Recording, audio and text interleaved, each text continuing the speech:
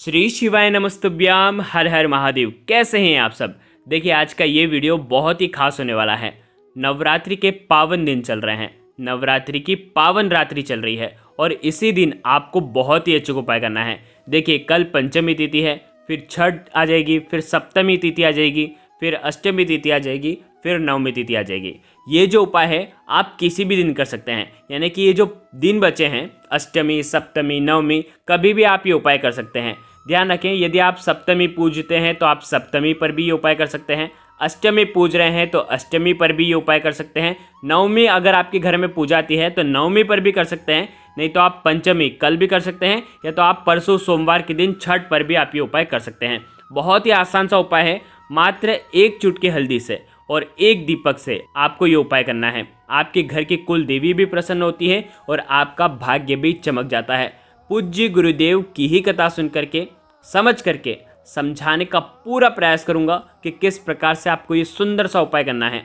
लेकिन वीडियो में आगे बढ़ने से पहले वीडियो को लाइक करें और भगवान शिव के यदि आप सच्चे भक्त हैं तो चैनल को ज़रूर सब्सक्राइब करें। देखिए उपाय करने से माता अपने भक्तों पर प्रसन्न होती है, भक्तों की मनोवांछित फल की जो इच्छा है वो परिपूर्ण करती है, माँ आशीर्वाद प्रदान करती हैं। देखिए हमारी जो माँ है वो बहुत ही करुणामय है। माँ की भक्ति भाव से अगर आप ये उपाय कर लेते हैं ना तो आपके सारे कष्ट दूर हो जाते हैं। इस उपाय को करने के लिए आपके ऊपर माँ की कृपा बनेगी, धन की कोई कमी नहीं रहती है। हर इच्छा जो है आपकी इस उपाय से परिपूर्ण होने वाली है अगर आप ये उपाय सही तरीके से करते हैं तो। देखिए इस उपाय को करने के लिए शुद्धता और पवित्रता का विशेष आपको ध्यान रखना है।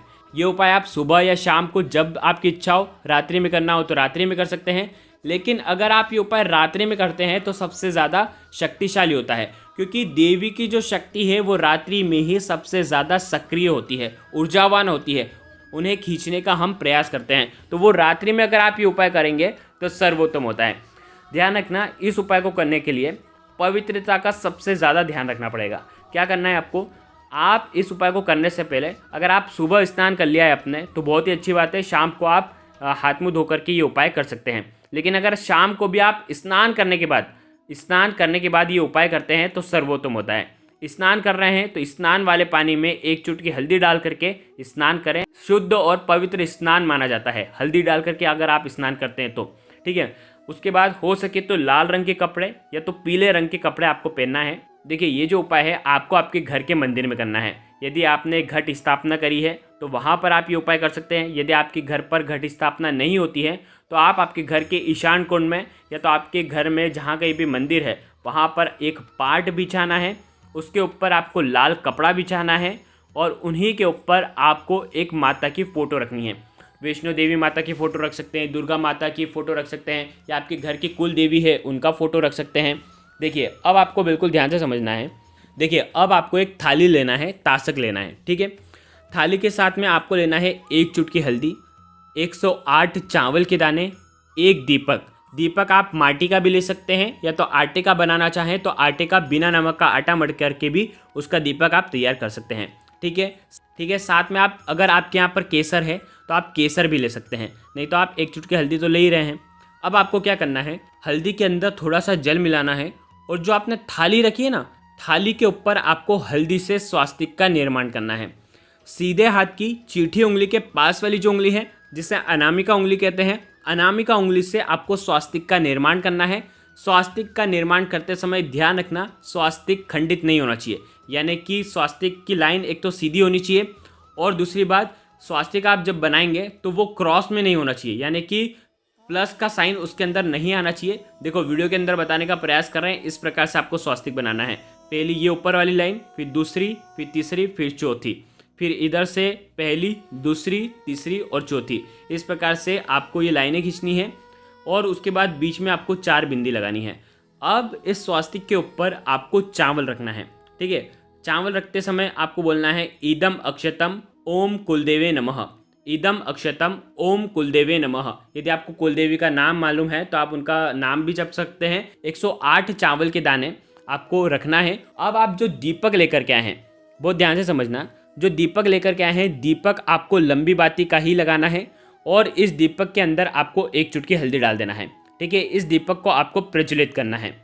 अब आपने जैसे ही दीपक को प्रज्वलित करा, इस दीपक के अंदर आप केसर की पत्तियां भी डाल सकते हैं या तो आप हल्दी है तो हल्दी भी डाल सकते हैं। ठीक है, देखिए माता रानी को आप जब भी दीपक लगाते हैं तो लंबी बाती का ही दीपक का प्रयोग करते हैं, क्योंकि लंबी बाती लक्ष्मी वृद्धि के लिए होती है, धन वृद्धि के लिए होती है, कुल वृद्धि के लिए होती है, इसीलिए लंबी बाती का प्रयोग करना है। ये जो दीपक है इसके अंदर आप घी भी डाल सकते हैं, मीठा तेल भी डाल सकते हैं, या तो आप तिल का तेल भी डाल सकते हैं, लेकिन अगर घी होता है तो सर्वोत्तम होता है, तो आपको घी का ये दीपक जलाना है।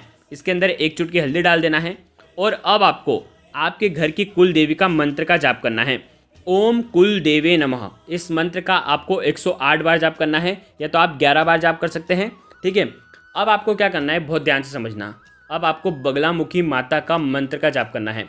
ध्यान रखें, बगलामुखी मंत्र का जाप करने मात्र से आपके जो शत्रु हैं उनका क्षय होता है, आपके जीवन में शांति आती है, आपके जीवन में भूत प्रेत यदि सता रहे हैं, यदि आपको बुरे स्वप्न आते हैं तो वो दूर होते हैं।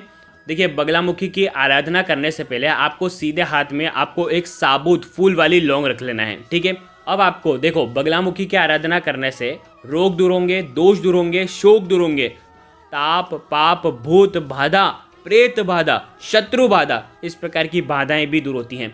अब ये जो लौंग है, लौंग को हाथ में रखना है। ओम रीम बगलामुखी सर्व दुष्टानाम वाचम मुखम पदम स्तंभय जिह्वाम किलय बुद्धिम विनाशय रीम ओम स्वाहा, इस मंत्र का आपको जाप करना चाहिए कम से कम 11 बार। आप ज़्यादा से ज़्यादा 108 बार भी जाप कर सकते हैं, यदि आप शुद्ध उच्चारण कर पाएँ तो। उसके बाद ये जो लौंग है आप दीपक के अंदर डाल सकते हैं, और उसके बाद आपको इसी दीपक से आपको क्या करना है, थाली को उठाना है और थाली से आपको माता की आरती करना है। जो भी माता है माँ दुर्गा की आपको आरती करना है। आरती करने के बाद अब आपको क्या करना है, देखो दीपक जो जल करके खत्म हो जाएगा, शांत हो जाएगा, उसके बाद आप क्या करना, जो लौंग है लौंग के ऊपर कपूर डालना और इसे आपको खत्म कर देना है, भस्म कर देना है। लौंग को पूरा को खत्म कर देना है। आपके जीवन में भूत प्रेत की बाधा खत्म हो जाएगी, आपके जीवन से कष्ट दूर हो जाएंगे, आपके जीवन की समस्या दूर हो जाएगी, आपके जीवन के पाप शोक रोग सब दूर हो जाएंगे। ठीक है, अब उसके बाद अगले दिन आप क्या करना, इस दीपक को किसी भी वृक्ष के नीचे आप रख करके आ सकते हैं। ठीक है, अभी आप साइड में रख देना, और इसके नीचे जो चावल हैं जो आपने आपके कुलदेवी के नाम से लगाए थे, वो जो चावल है उसको आपको उठाना है, मुख्य द्वार पर आपको चावल को डालना है, साथ में आप आपके धन रखने वाले स्थान पर आपको डालना है। साथ में अगर ये ज़्यादा बच जाते हैं चावल तो आप आपके घर की छत पर अगले दिन आप डाल सकते हैं पक्षियों के लिए। ठीक है, आ गई आपको बात समझ में। अब जो थाली के नीचे जो स्वास्तिक है वो आपको क्या करना है, अगले दिन वो आपको क्या करना है, उसके अंदर थोड़ा सा जल डाल देना और उस स्वास्तिक को आपको मिटा देना है, यानी कि हल्दी वाला जल हो जाएगा। इस हल्दी वाले जल को आप आपके घर पर छिड़क सकते हैं। इस प्रकार से आपको ये सुंदर से क्रिया करनी है। इस उपाय को करने से माँ बगलामुखी की कृपा से आपके ऊपर जो भी शत्रु बाधा है वो दूर होती है, साथ ही साथ घर की कुलदेवी आपकी प्रसन्न होती है। नवरात्रि के शेष दिन रह गए हैं, तो आप जब आपकी इच्छा हो तब आप ये उपाय कर सकते हैं। अगर आपको कुछ भी चीज़ समझ में ना आए तो कमेंट में पूछ लेना, गलती बिल्कुल भी नहीं करना है।